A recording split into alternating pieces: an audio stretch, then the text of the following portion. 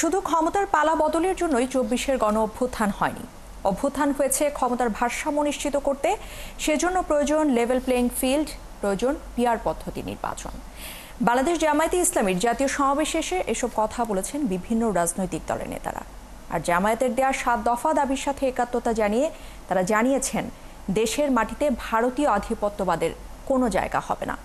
বিস্তারিত ফরহাদ ইবনে মালিকের প্রতিবেদনে। স্বাধীন বাংলাদেশের ইতিহাসে প্রথমবারের মতো সোহরাওয়ার্দী উদ্যানে সমাবেশের সুযোগ পেয়েছে বাংলাদেশ জামায়াত ইসলামী। এ উপলক্ষে দেশের বিভিন্ন প্রান্ত থেকে সমাবেশ স্থলে এসে জড়ো হন লাখো জামায়াত নেতাকর্মী ও সমর্থক। শুধু একটা ভোটই এখানে সীমাবদ্ধ থাকবে না, আমরা এমন একটি বাংলাদেশ করতে চাই, সেই বাংলাদেশটা থাকবে সবার জন্য।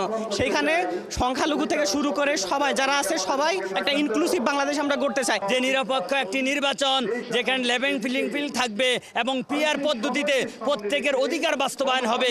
আমিরে জামাতের ডাকে আমরা একত্রিত হয়েছি এই ৭ দফা দাবি আমরা বাস্তবায়নের জন্য। সমাবেশে বিভিন্ন রাজনৈতিক দলের নেতারা বলেন, নির্বাচনের আগে লেভেল প্লেইং ফিল্ড নিশ্চিত করতে হবে। নির্বাচনের আগে সমস্ত রাজনৈতিক দল যেন নির্বিঘ্নে প্রচারণা করতে পারে, নিরপেক্ষ একটি প্রশাসনিক এবং রাষ্ট্র ব্যবস্থা থাকে, সেই লেভেল প্লেইং ফিল্ড নিশ্চিত করতে হবে।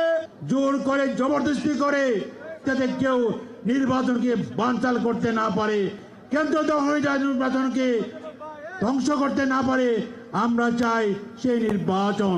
ইসলাম দেশ মানবতার কল্যাণে যতদিন পর্যন্ত তোমরা হকের ঝান্ডা নিয়ে সামনে চলতে থাকবে, যতদূর যাবে ইসলামী আন্দোলন বাংলাদেশকে তোমরা সাথে পাবে ইনশাআল্লাহ। জামায়াতের এই সমাবেশে সংহতি জানায় এনসিপি। দলটির সদস্য সচিব বলেন, গণ অভ্যুত্থান শুধু ক্ষমতার পালাবদলের জন্য হয়নি। শুধু ক্ষমতার পালাবদলের জন্য ২৪-এর অভ্যুত্থান হয় নাই। বাংলাদেশে শুধু নির্বাচন দিয়ে এদেশের গণতন্ত্রকে সুরক্ষা দেওয়া সম্ভব নয়। এদেশের গণতন্ত্রকে সুরক্ষা দিতে হলে নির্বাচনের পূর্বেই মৌলিক সংস্কার বাস্তবায়ন করতে হবে। দেশের মাটিতে ভারতীয় আধিপত্যবাদের বিরুদ্ধে হুঁশিয়ারিও দেন কোন নেতা। মুজিববাদীরা এখনো বাংলাদেশের বিভিন্ন জায়গায় সক্রিয় রয়েছে।